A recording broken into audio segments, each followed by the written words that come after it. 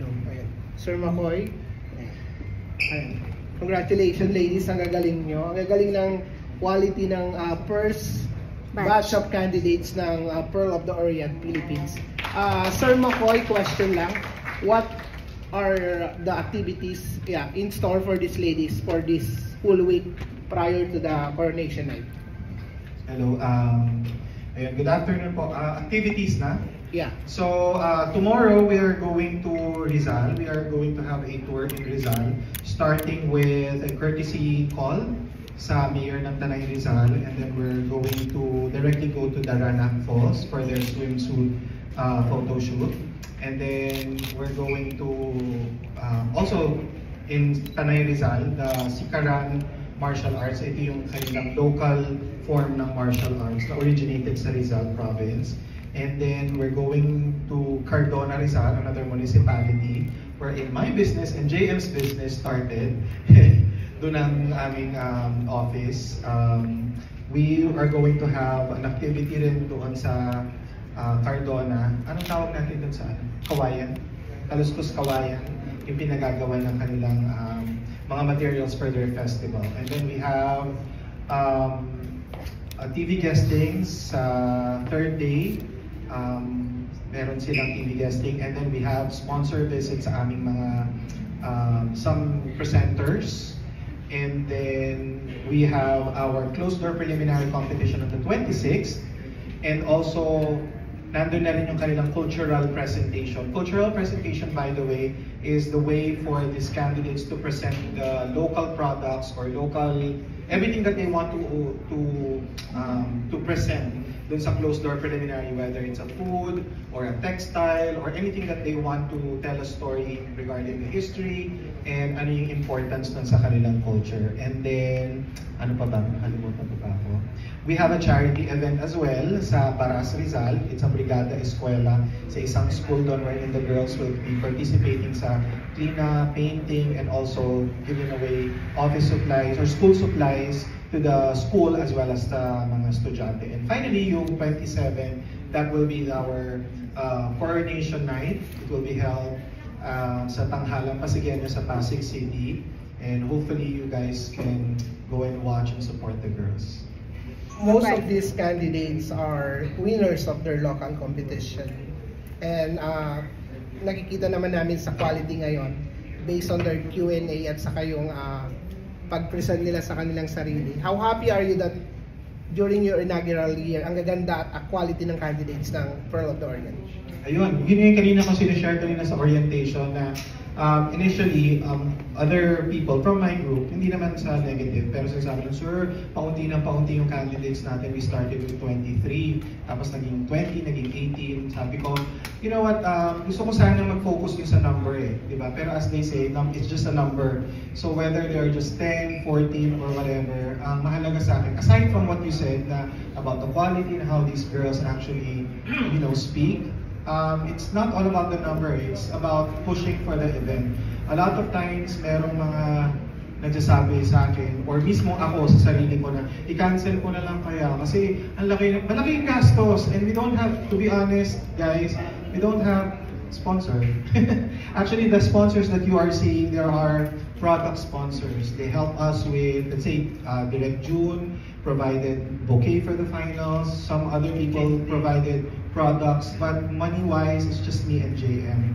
And it's been ₱1 million to be able to put up a one-week pageant. Prior to the start of the event, we are already spending much, especially the papers, the DIR, SEG, and everything. But at the end of the day, it's a dream come true for me and for JM to be able to have our own pageant because, as I mentioned during our media press launch, we've been in this industry for 10 years directing, and then she is, doing the sash, the shirt, the crowns, and everything. And it's time for us to make our dreams come true.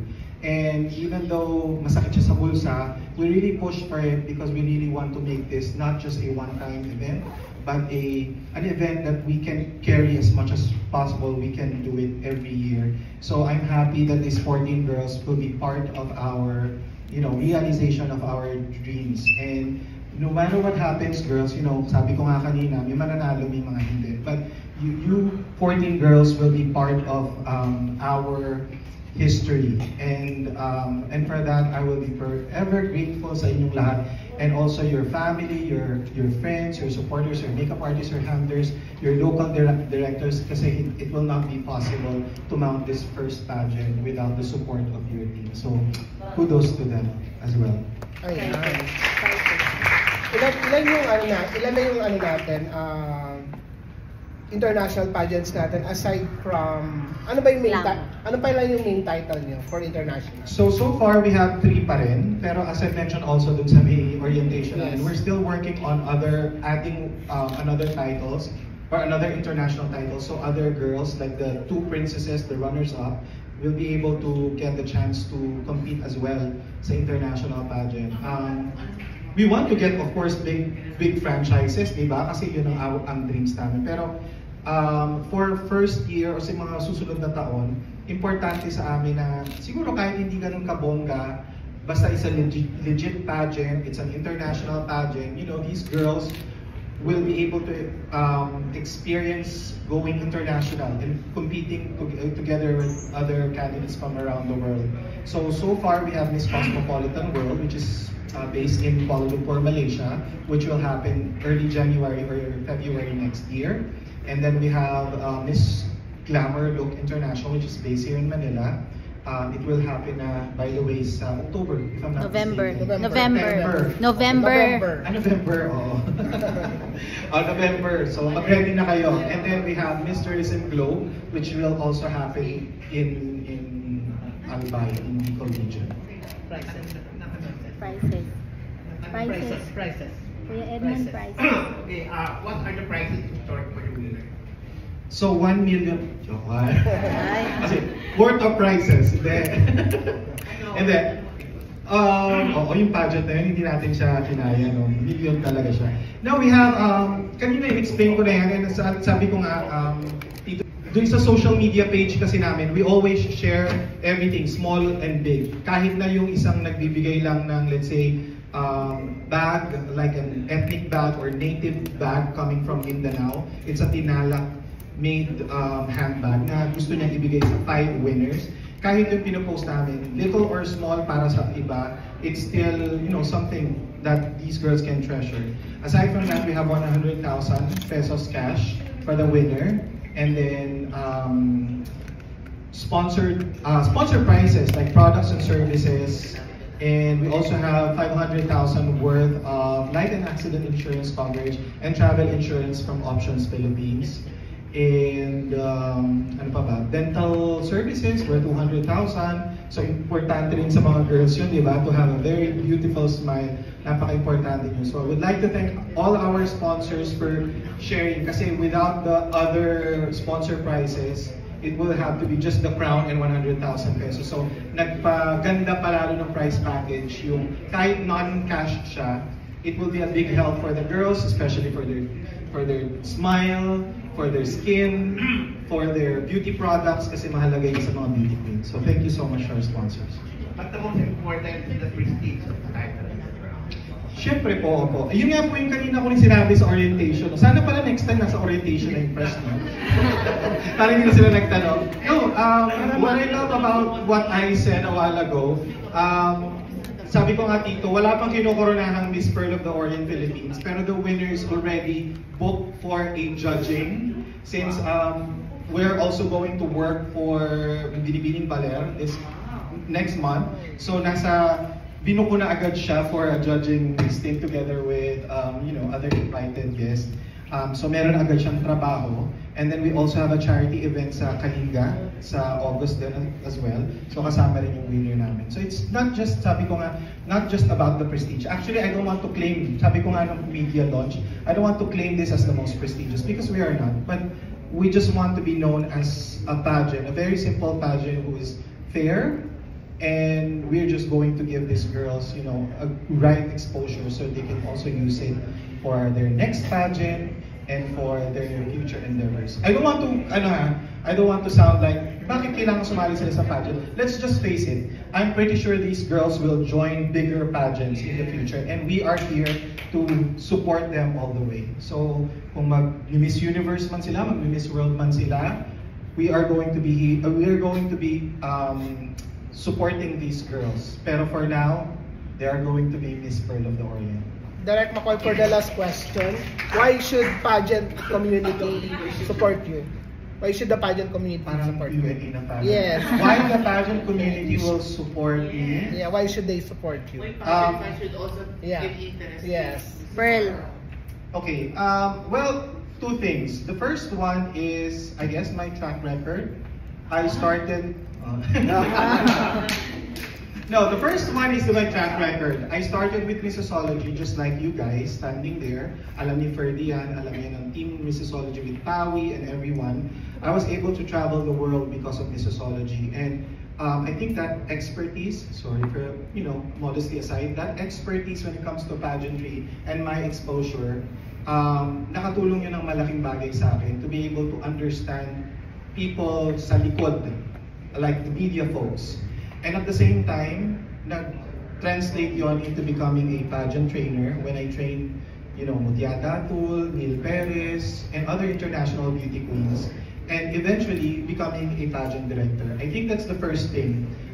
With my track record as a correspondent for Missosology, as a trainer, and as a director for 10 years, I don't know, maybe you can help me, Press. Pero based on my experience in the last 10 years, I don't remember having an issue, like big issue, like let's say cheating or money problems. Actually, ako may problema sa ibang organization. But yeah, I think that's the first one. So when you say trust, that's the question, right? Why would they trust me? Because I think modesty aside, I would say that I'm a trustworthy person when it comes to this industry. I don't have any problems with that. And together with Miss JM, right? And of course with JM, you know what? That's the main reason why I chose to agree with the idea of having Miss Pearl of the Orient Philippines with JM, because isa si JM sa pinakawalang ka-issue when it comes to pageantry. Sabi nga nila masyadong mabait yung kaibigan natin yun, I mean, kung sa aming dalawa, mas mabait siya. Ako hindi ako masyadong mabait. I mean, kung sa comparison ko is kung kay JM. But with JM and also her husband, si Je, at yung family niya, sobrang supportive nila. You know what? Kahit sabihin nila na, sir, parang kaya mo naman kasing maglabas ng pera di ba? Kasi wala kang family. But you know what? Kay JM kasi pamilyado siyang tao. So it will be sobrang hirap una to persuade the family, especially the husband, na parang sure ka maglalabas tayo ng pera ganito. Kasi in a way, parang mas matatalo sila more than me. Kasi I'm single. Wala akong pamilya, wala akong pamilya na sige, pag hindi ko naging successful, huwag muna tayong kumain next month. At totoo yun, di ba? Kasi I can afford because I'm alone, di ba? Pero with JM kasi may family siya. So I'm so thankful kasi nagtiwala sila. Without that trust, I don't think I will be successful. Sabi mo kanina, wala kayong sponsor. Yeah. I don't know, maybe I guess ako yung isipin na they don't trust us. We're still starting. A lot of people would say, inaugural pa lang naman. yes, a lot of people would say, what's that? Yeah. What's Miss Pearl? Siyempre, iba yung mindset nila that they only know, the famous pageants. But, you know what, for me, parang lang siya, simpleng pagtatayo lang siya ng milk tea or ng karinderya. Siguro sa first month or sa first week, no one is buying. So, Hindi sila nag-rely sa sponsors. Ibig sabihin, budget. yeah. Plus their reputation talaga. Yes, yun nga. Kasi yung mga iba naman, ang dami-dami sponsor. Aminin natin, yung mga nasa loob mismo, walang enalu. May sponsor na pero walang May premyo. sponsor, pero yun nga. Oh, okay. Medyo, Good luck sa McCoy. Thank you so much. Maraming salamat. May last pa daw. Yes po. Ay, ay. are you planning to organize an international version of this pageant? Oh. Ay, ay. Umikot. Na-organize namin. Tuwa. Even in the future. Miss Pearl of the Orient International. International version of this Mm. pageant. Actually, nung press launch natin, tinanong yata sa akin yung attorney Ton, no? Yeah. Tapos sabi ko wala pa kaming plano. Kasi yung time na yun, wala naman talaga kaming plano. Because we're just focusing on the national project. National pa lang mahirap na, di ba? Pero now, parang nakakaroon na ng konti lang naman na talks. Kasi, di ba, parang if you dream something, bakit hindi pa natin sagarin hanggang dulo? Di ba? Okay, and last question. Bakit ang Pearl of the Orient Philippines ang dapat ng halin na susunod na pinaka-importante pageant? I think we don't want to claim na kami ang magiging pinaka-importanting pageant, but we want this kind of goal to make Miss Pearl of the Orient Philippines as one of the many important pageants in the world. For example, Miss Philippines Earth. I'm so into them kasi because of the advocacy. So we have our own advocacy, which is the preservation and the protection of our Philippine culture. So why not, be able to reach that goal para maging importante siya. Kasi kung ang tao, or lalo na sa Pilipinas, goal nila na, sige, let's protect our environment, let's support Miss Philippines Earth because of their advocacy. I hope that Filipinos will also support not only the pageant fans, but everyone will support Miss Pearl of the Orient. Kasi nga, we are advocating for making the Filipino culture para maging alive muli siya. That's why our coronation night will be Tagalog script.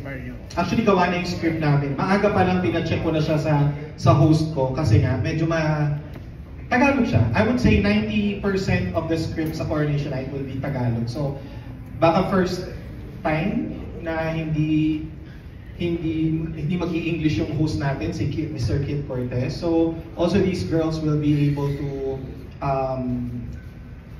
promote that cause, the Philippine culture. So, hopefully, maging isa kami, Tito. Wag lang kami lang yun natin sa taas.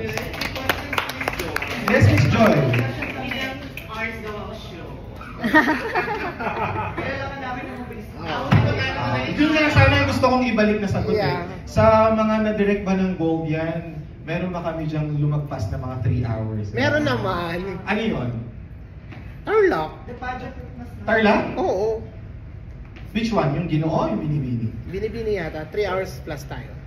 3 Okay. hours, 5 minutes. Alam mo talaga si... Actually, 3 hours kami kasi hinihintay namin yung press na taga-eventology. Kaya pala. Sabi niya, bukay muna daw. So, catering din. Pero 3 hours lang. 3 hours. Kasi ayaw din ng mga governor tsaka ng mga mayors na mahaba yung pageant. Pero sa amin, wala. Sabi ko nga actually kagabi, bakit hindi ka nape-pressure? Normally kasi nape-pressure, nasa-stress ako pag malapit na yung event eh. Siguro ang isang hindi nagpa-pressure sa akin, wala akong boss.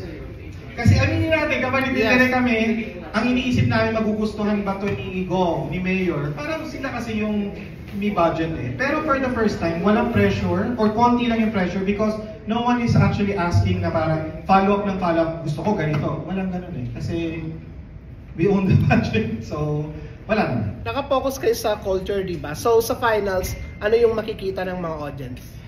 Ayun, sa finals, ang national costume natin is a traditional traje de mestiza.